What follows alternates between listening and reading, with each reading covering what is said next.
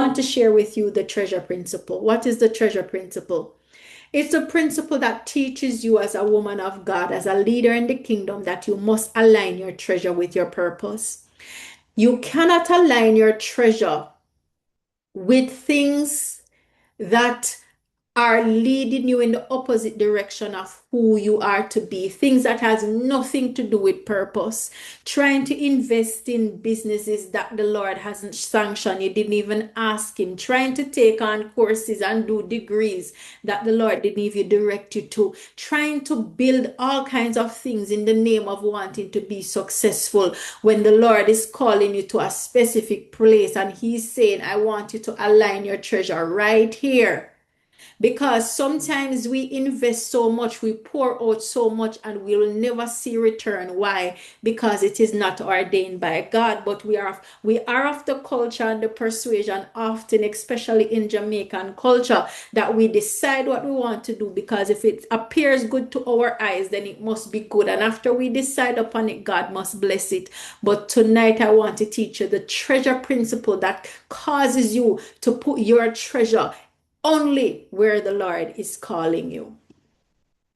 So I'll share with you, as I said, I was going to share a little bit more about this Kingdom Builders Academy that the Lord led me to, right? I didn't know. The Lord is downloading this thing. The Lord is saying you're going to coach women and you're going to raise them up to be leaders who look unapologetically like Jesus. I would have received prophecies that tell me that I'm going to raise up these women and they're going to be accurate. I remember asking, what does accurate mean? And recently the Lord has been talking to me about the level of precision that we as elevators are called to. So there were so many words and prophecies, but I'm like, how does this look? How do I walk this out? Just like the question you have right now is, yes, I want all of those things, but how do I get there? I've given you the blueprint. It is accessible to you, but you have to be able to align your treasure with your purpose. Align your treasure with the road that the Lord is calling you to walk on. And so this was my portion in 2022. I shared with you, I attended this one-day conference. It was for free. The Lord, the lady, Tamara Lowe, she shared about her life, about her downfall and how the Lord picked her back up and how the Lord called her to help women like me who are called to lead and called to create programs to help other women. The Lord called her to teach women like me how to develop these programs and these curriculums and these systems. But of course, at the end of the day, she named her price. I wasn't working. Remember, the Lord had told me to retire. I was already beginning to struggle and falling behind with bills. And then the Lord said, I want you to register for that program. I said, seriously, Lord. At the time in 2022, it was 800 US dollars per month. I said, God, I am not working. Where am I going to get this money? And I'll share with you. I was able to pay the first, I was able to pay the second.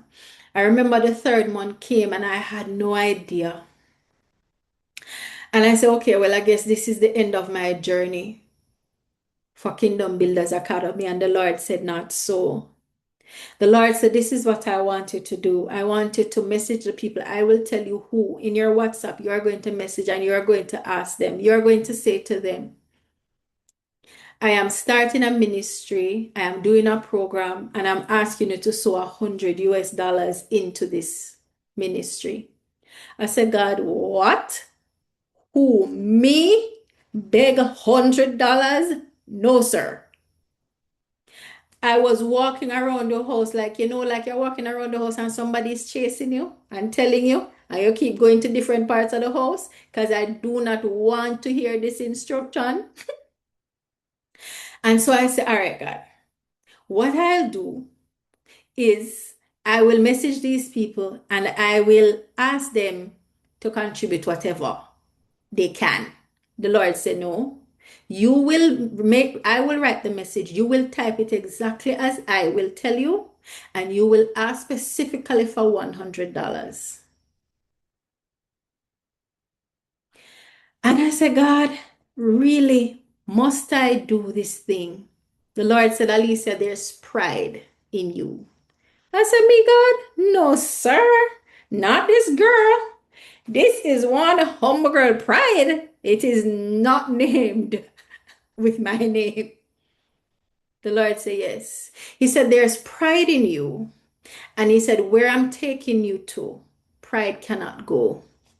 So you have to leave it here. And I said, oh God, and I shut my eye and I typed the message and I sent it off. And women of God, let me tell you something. Not even one of the people that I sent that message to asked me a second question about it. They didn't ask me why. They didn't ask me about the details of the ministry. They didn't nothing. Just immediately and in the days to come, just sent the $100. And I remember one person sent $200. And I could pay the $800 and have money left over to support other bills. And so I could have determined, but I'm running behind with rent and other bills and my children. This money could do something else. But I was willing to take that step. Number one, to get healed from the spirit of pride. Number two, to continue on the path that the Lord designed for me so that I could walk fully in my purpose. I wasn't willing to settle. And if it meant that people would think that I'm beg, if people would know my situation or whatever people was going to think, I was more concerned that I am going to walk fully in my purpose than anything else. And so I paid. And the seeds that were sown into my life through that program and the coaching that I received continues to germinate now. At that time, I only had level 1. And subsequently, the Lord developed level 2. And then now we're at level 3. And now we have level 4, 5, and 6, where my husband is leading our Bible school. But had I not taken the step necessary to sow into and to sacrifice into purpose, Elevate would only have been a dream. It would have only been a desire the Lord had for me and the women who are now in Elevate and you who will soon join us. It would only have been a vision. It would not have been a reality if I was determined that there are other things more important to spend money on, and I'm not willing to sacrifice what it takes to walk in purpose. So the first step with the treasure principle when you're going to walk in purpose is that you have to examine your heart. For where your treasure is, there your heart will be also, according to Matthew 6, verse 21. What you invest in reveals what you value. Some of us value our children and we value everything that they want and all the gadgets that they prefer, and we will not invest a dollar towards growing our spiritual life and towards growing in purpose, because it is more important that they have the best bag and the most expensive shoes and that they have all the gadgets that they want, and we will never consider ourselves, and we think that it is cute. We think that is what a good mother does. Being a principal of a private school, I've heard, and even recently, one parent, when I said the child cannot wear white socks because the uniform is brown socks, she said, what is wrong with this school that they won't allow our children to enjoy the luxuries that we can afford? And so sometimes we have gotten it all wrong, pouring into the wrong vessels, pouring into the wrong places, and valuing the wrong things, not knowing that when you are healed, when you are delivered, when you walk in a level of authority, demons tremble and will not go near your children because you know how to pray. You heard Dion talk about knowing how to pray. Listen, it's a real thing. The prayers that we grow up praying is not it.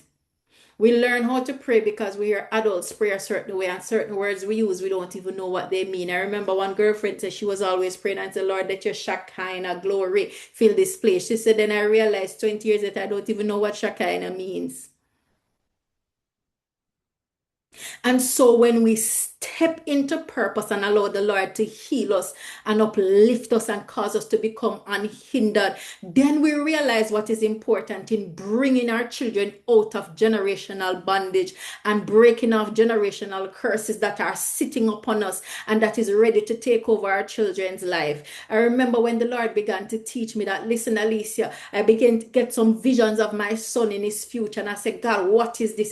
He said it's because of decisions that you made. He said, you gave the enemy access to your children when you decided to walk in immorality in your younger years. And when you decided to choose who I didn't choose, you opened door and gave access to demons that now have access to your children. And so the Lord had to teach me how to pray, how to repent, and to close portals that the enemy was using to access my home and access my children and think that he could take over. Some of you, you wonder when you see people or even your own children operating in wayward ways. And all of a sudden, children that grew up in the church become homosexuals, and we think that is by chance. When spirits have had access to our homes and invading our children's life, and we have sat idly by, running in and out of church and doing every single thing in the church except surrendering to God's will, leading from the pulpit, sitting in the pew, going to every service, leading the choir, directing the choir, and the enemy is walking about in your home like a roaring lion and devouring everything, and you think it is okay.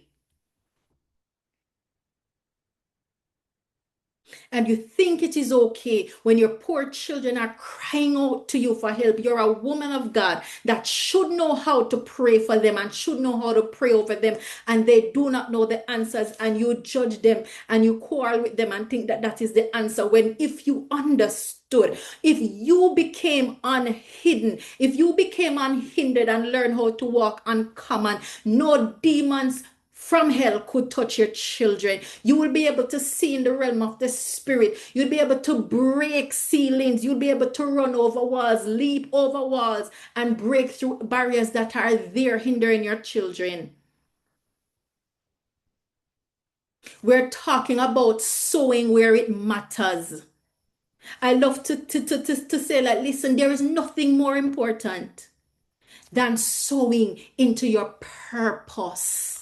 Don't expect to continue doing the same thing and get a different results. I have been there where I thought that if every time the church door open, I am there, I am going to get breakthrough. If I attend a convention and if we jump from the rostrum to the back and if we run up and down in the church and speak in tongues, when it is all said and done, there's transformation, and all of us do all of that and go home just the same. Why? Because there's no healing of the heart. There's no deliverance. And so we live in bondage. We live defeated in the church of God as if Jesus has no power. And it is a lie from the bottomless pit of hell. And the Lord is calling you to be radically different and to bring about that transformation in your own church. Stop going to church and falling in line with what is already going on. The Lord is calling you to be different. He's calling you away from conforming to be transformative so that He can operate through you and bring about real change. I said people should not come into the service feeling sick, feeling defeated, all kind of broken, and leave the same way, and all of us up there running up and down singing all kind of song and people leaving with the demons that they came with. But are you willing to let the Lord do the work in you? Are you willing to sow, to invest where you need to invest to align your treasure with kingdom purpose? Or are you going to go ahead and continue to focus on the other things? Number 2, sow with intention. There's no by chance. Nothing happened by chance. It takes intention. It says, whosoever sows sparingly will also reap sparingly, and whosoever sows generously will also reap generously. 2 Corinthians 9:6. I was telling the elevators recently, as we were talking about and preparing for this event, how the Lord led me to pay this exorbitant amount into a marketing program. And then He said, no, I'm going to show you what to do. And I said, God, but why did you even let me pay this amount of money? It was way out of my comfort zone. I said, why did you instruct me to do this? He said, Alisa, because you're sowing into that has now opened doors for you to reap at a way higher level. Are you willing? It's like the Lord was saying, Alisa, are you willing to just go one step at a time when I'm trying to move you 4, 5, 6 steps up financially? And it's that seed that you sow into yourself, into your business, that is going to give you access and open doors for you to gain at that level. So sometimes we want to reap 100-fold, but we just a little, just a little mite. So what you reap is what you sow. It's a principle of the kingdom. There's no two way about it. It's just that. Where you sow is where you reap. You cannot reap what you don't sow. So breakthrough comes by planting seed where God is calling you. Be intentional with time. Be intentional with your talent. And be intentional with your treasure. Sow into your purpose. Sow into your purpose. And third, finally, reap the harvest. Let us not become weary in doing good, for at the proper time we will reap a harvest if we do not give up. Galatians 6:9. Harvest follows faithfulness and patience. Listen, none of us here are telling you that the Elevate journey is easy. None of us here are pretending like it's a walk in the park. Listen, sometimes it will feel like a grater is grating against your skin because healing is not easy. The things that beset you, the enemy of your soul, the brick wall that is around your heart was not built overnight. And so it requires time and intention and a nakedness before God. Some of us, we don't want to even face some of the things. One of the things I often hear it elevate our women saying, I've never shared this before. This happened and I've never shared it before. All my life, I never shared it. But you get a space where we are focused on healing and deliverance. A space where judgment is not a thing. Because one of the things I'll say, anything that you can think of, any sin that you can imagine among women, any barrier, anything, you can find it in Elevate. We're not virgins to sin in Elevate. It's just as Zian tell you, she said she was living a dirty life. Right? We have all been there. We have all done that. We have all sunk so low, been in too much darkness, but yet still we knew we were called to leadership. But at a point in time, the Lord called and we said yes to Elevate.